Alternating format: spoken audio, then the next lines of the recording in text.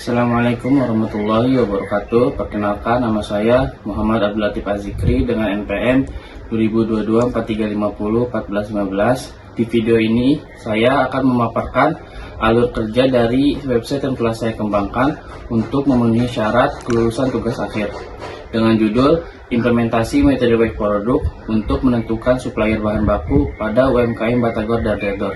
Baik, tanpa perlu berpanjang lebar, mari langsung kita masuk ke tampilan websitenya. Baik, ini adalah tampilan awal ketika kita membuka website Sistem Pendukung Keputusan Batagor dan Redor. Seperti yang terlihat, halaman ini merupakan halaman login yang berfungsi sebagai gerbang masuk sebelum pengguna dapat mengakses sistem secara penuh. Di sini terdapat dua kolom yang harus diisi, yaitu username dan juga password. Untuk masuk ke sistem, pengguna cukup memasukkan username dan password yang telah terdaftar, kemudian klik tombol masuk ke sistem. Setelah data dimasukkan dengan benar, sistem akan memverifikasi akun tersebut dan jika sesuai, pengguna akan diarahkan langsung ke halaman utama atau dashboard sistem. Baik, saya akan coba untuk login menggunakan akun yang ada. Kita masukkan passwordnya, kita klik masuk ke sistem. Baik, setelah berhasil login, kita akan langsung diarahkan ke halaman dashboard. Di halaman ini, sistem menampilkan ringkasan data secara keseluruhan dari sistem pendukung keputusan Batagor dan Redor. Di bagian atas terdapat 4 kartu informasi, yaitu total supplier yang saat ini berjumlah 100 data. Yang kedua ada total kriteria yang berjumlah 8. Yang ketiga ada supplier terbaik untuk periode berjalan yaitu supplier M. Yang keempat ada stok hampir habis yang saat ini menunjukkan angka 0 atau dengan kata lain stok masih dalam kondisi aman. Di bagian tengah ada tabel top 3 peringkat supplier yang menampilkan 3 supplier dengan nilai tertinggi berdasarkan hasil perhitungan metode Wake Product, lengkap dengan nilai S, nilai V, dan status masing-masing seperti terbaik, recommend, dan alternatif. Selanjutnya di sebelah kanan terdapat informasi transaksi terbaru serta stok bermasalah yang akan menampilkan notifikasi apabila ada stok bahan baku yang perlu diperhatikan. Selain itu, pada bagian kanan atas terdapat tombol hitung WP yang berfungsi untuk menjalankan proses perhitungan metode Wake Product secara langsung dari halaman dashboard. Di sisi kiri terdapat menu navigasi utama yang akan kita gunakan untuk mengakses berbagai fitur seperti data supplier, data kriteria, input penilaian, hasil dan perankingan, data transaksi, stok bahan baku, hingga laporan PDF. Baik, selanjutnya kita akan masuk satu persatu ke menu-menu tersebut, dimulai dari menu data supplier. Selanjutnya kita masuk ke menu data supplier. Halaman ini berfungsi untuk mengelola data mitra supplier bahan baku pada UMKM Batagor dan Redor. Di bagian atas terdapat informasi jumlah total supplier terdaftar yang saat ini berjumlah 100 supplier. Untuk menambahkan data supplier baru, kita bisa klik tombol tambah supplier yang ada di pojok kanan atas. Ketika kita klik tombol tambah supplier tadi, sistem akan menampilkan form seperti ini, yaitu form tambah supplier baru. Di sini terdapat beberapa kolom yang perlu diisi, yaitu kode supplier yang sebenarnya sudah otomatis terisi oleh sistem sehingga kita tidak perlu menginputnya secara manual. Selanjutnya ada kolom nama supplier, alamat, dan nomor telepon yang bisa diisi sesuai data supplier yang ingin ditambahkan.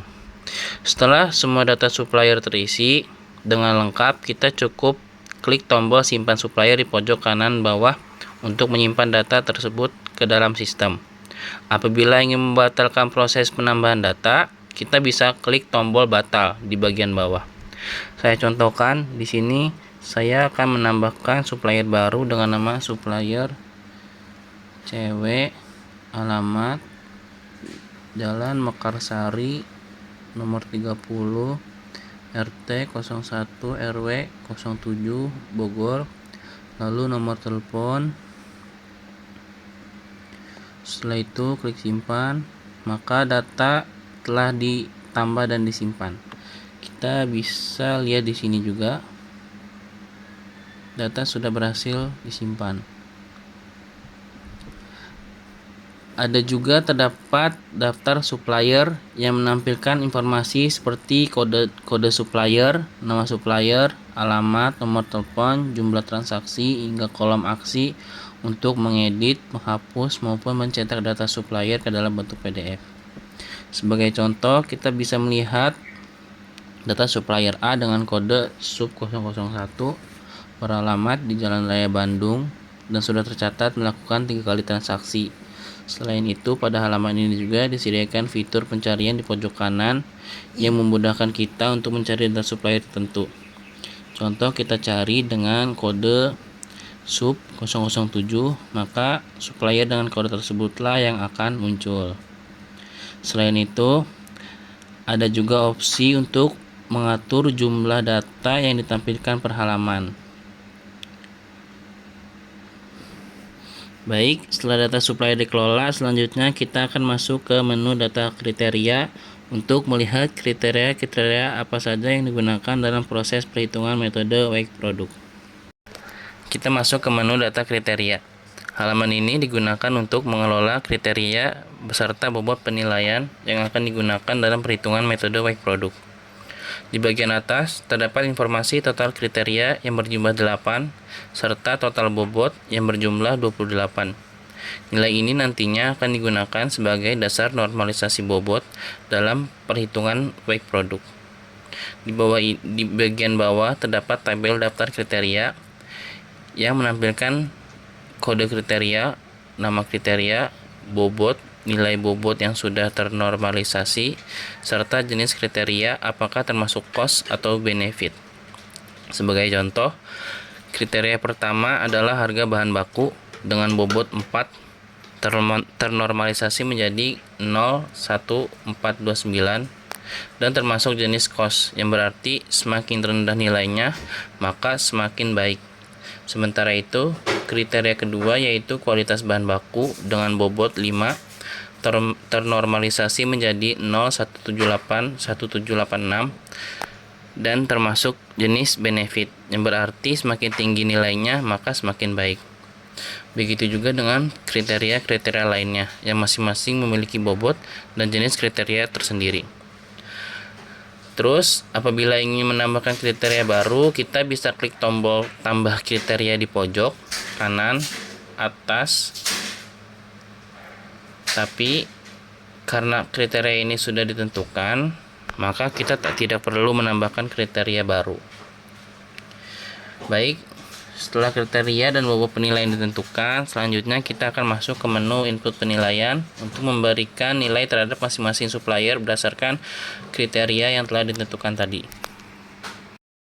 Selanjutnya kita masuk ke menu input penilaian.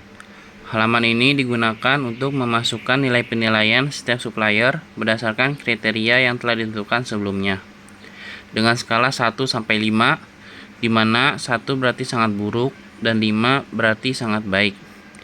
Di bagian atas kita bisa memilih periode penilaian terlebih dahulu. Misalnya di sini saya memilih periode Agustus 2026. Sistem juga akan memberikan informasi apabila data untuk periode tersebut sudah pernah diisi sebelumnya, sehingga form yang baru akan menggantikan data yang lama.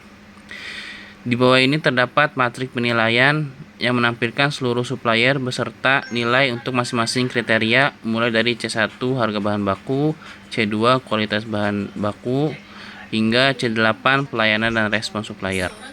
Setiap supplier juga sudah dilengkapi keterangan jenisnya, apakah cost atau benefit, supaya memudahkan kita saat memberikan penilaian. Sebagai contoh, supplier A mendapatkan nilai 3 untuk harga bahan baku, 4 untuk kualitas bahan baku, dan juga seterusnya sesuai kondisi masing-masing kriteria. Di sini juga ada tombol kosongkan apabila ingin memulai penilaian dari awal jika ada kesalahan. Karena supplier yang terdapat cukup banyak, yaitu hingga 100 data, penilaian ini dilakukan untuk seluruh supplier satu persatu hingga baris terakhir. Saya contohkan di sini, saya akan masukkan nilai untuk supplier cewek.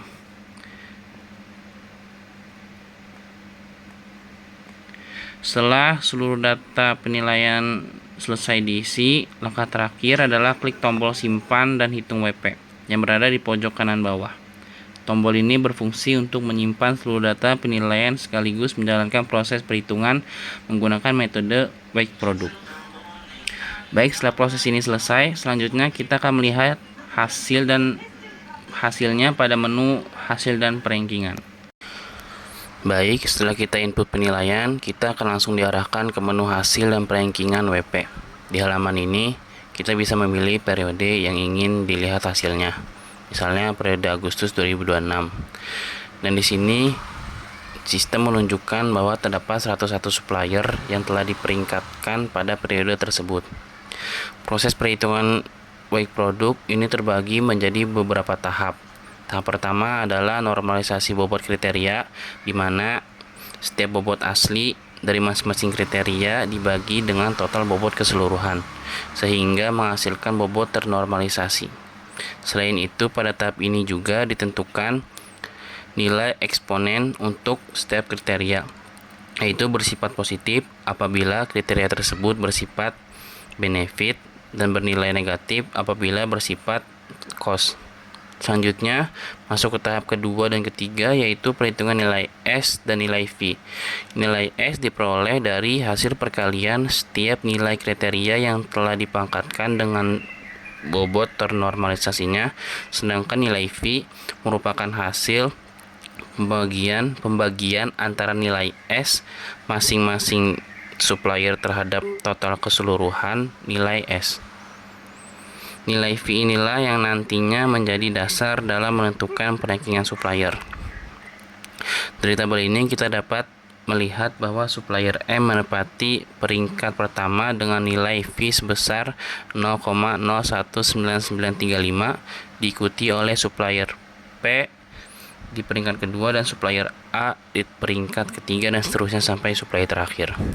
Di bagian bawah, sistem juga menampilkan kartu rekomendasi supplier terbaik yang secara otomatis menetapkan supplier M sebagai supplier yang paling direkomendasikan untuk periode Agustus 2026 dengan nilai V sebesar 0,019935 atau secara 1,99%. Di samping kartu ini juga terdapat interpretasi hasil yang menjelaskan dengan naratif bahwa supplier M memperoleh nilai tertinggi sehingga dinyatakan sebagai supplier dengan kinerja keseluruhan terbaik berdasarkan seluruh kriteria yang telah ditentukan. Apabila diperlukan, kita juga bisa mencetak hasil ini dengan klik tombol cetak laporan atau melakukan penilaian ulang, maka kita klik tombol input ulang. Terakhir, pada bagian ringkasan semua peringkat, sistem menampilkan seluruh daftar supplier beserta persentase nilai V masing-masing secara berurutan, mulai dari peringkat tertinggi hingga terendah, sehingga memudahkan untuk melihat perbandingan kinerja antar supplier secara menyeluruh. Dengan demikian, sistem ini berhasil membangun proses pengambilan keputusan dalam menentukan supplier bahan baku terbaik pada UMKM Batagor Darderdor menggunakan metode wake product. Selanjutnya, kita masuk ke menu data transaksi. Halaman ini berfungsi untuk mencatat riwayat pembelian bahan baku ke masing-masing supplier. Di bagian atas terdapat fitur filter yang memungkinkan kita menampilkan data transaksi berdasarkan supplier tertentu maupun rentang tanggal yang diinginkan. Di sebelahnya, sistem juga menampilkan informasi total pengeluaran yang akan terus terupdate sesuai dengan transaksi yang tercatat.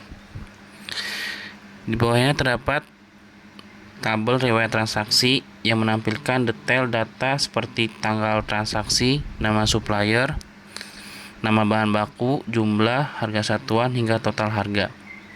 Data ini juga bisa diekspor ke dalam bentuk PDF melalui tombol ekspor PDF di pojok kanan atas.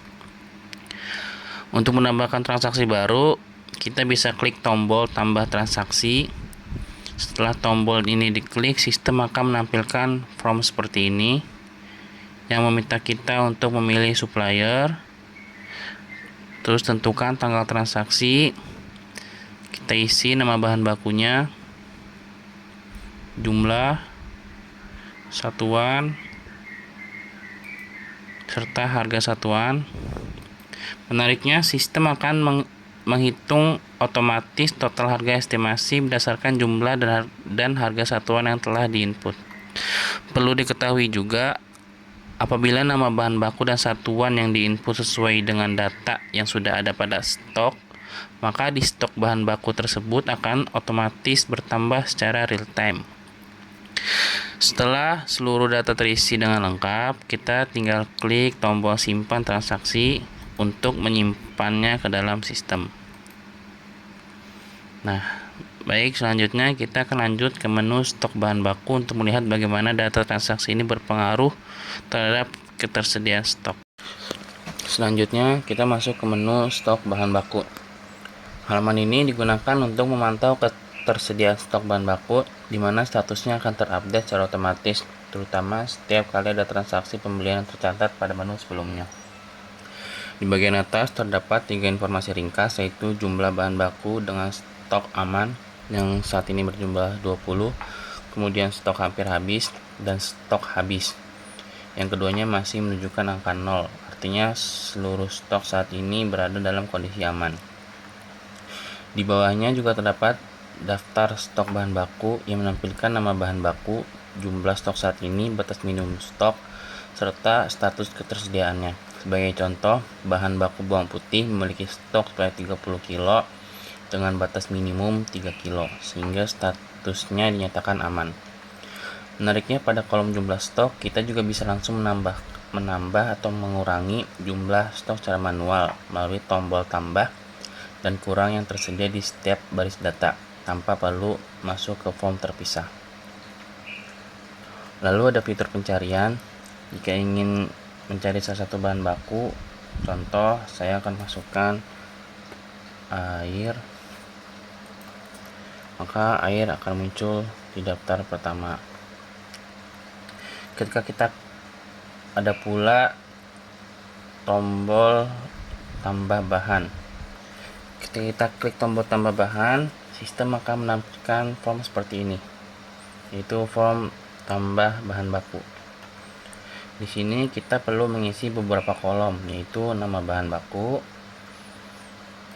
jumlah stok awal,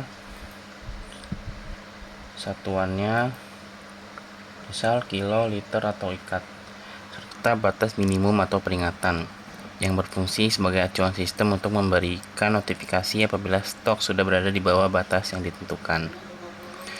Setelah seluruh data terisi dengan lengkap, kita tinggal klik tombol simpan bahan untuk menyimpannya, atau klik batal apabila ingin membatalkan proses penambahan bahan baku. Kita klik simpan. Nah, bahan sudah tersimpan di dalam sistem. Dan seperti pada halaman sebelumnya, data stok ini juga dapat diekspor ke dalam bentuk PDF melalui tombol ekspor PDF. Baik, selanjutnya kita akan melihat menu terakhir, yaitu laporan PDF. Baik, di sini kita masuk ke menu terakhir, yaitu laporan PDF. Halaman ini berfungsi untuk mengekspor seluruh laporan yang ada dalam sistem ke dalam format PDF dengan memanfaatkan library VPDF. Yang pertama yaitu ada laporan SPK perhitungan dan hasil. Kita di sini bisa memilih periodenya yang mau kita cetak. Kita pilih yang 2026 bulan Agustus. Kita klik generate PDF, maka akan langsung tampilannya seperti ini. tampilan dalam bentuk PDF laporannya.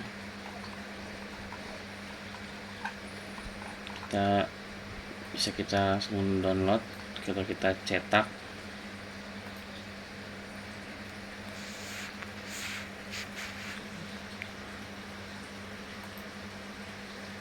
Kita save. Sudah tersave laporan SPK WP, ataupun bisa kita langsung cetak di sini. Selanjutnya laporan yang kedua yaitu laporan transaksi. Di sini kita bisa pilih dari tanggal berapa sampai tanggal berapa. Kita klik generate PDF, maka tampilannya laporan transaksi pembelian bahan baku periode dari tanggal 5 sampai tanggal 8 seperti ini. Kita bisa download juga.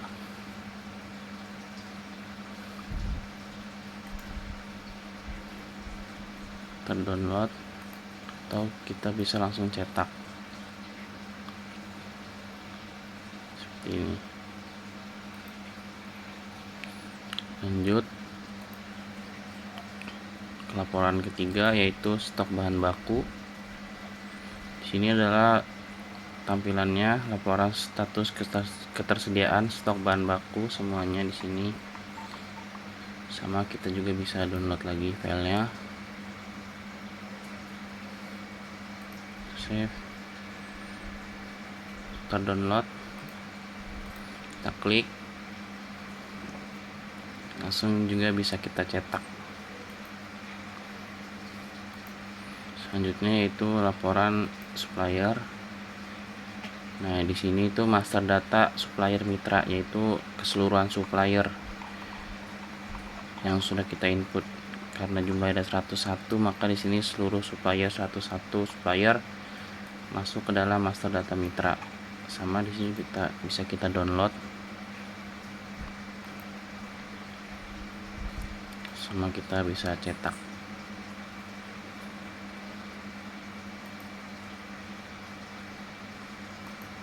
Kita lanjut yang terakhir yaitu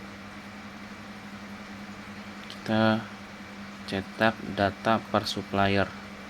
Contoh di sini kita cetak laporan data supplier khusus supplier A. Ada profil supplier, nama, alamat, nomor telepon, tanggal cetak, terdapat riwayat transaksinya apa saja yang sudah ada, terdapat juga riwayat bahan baku yang pernah dibeli. Kita bisa download.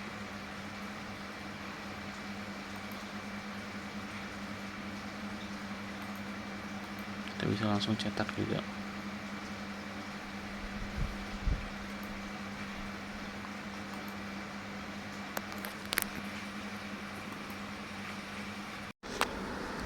Baik, cukup sekian video. Kurang lebihnya mohon maaf. Assalamualaikum warahmatullahi wabarakatuh.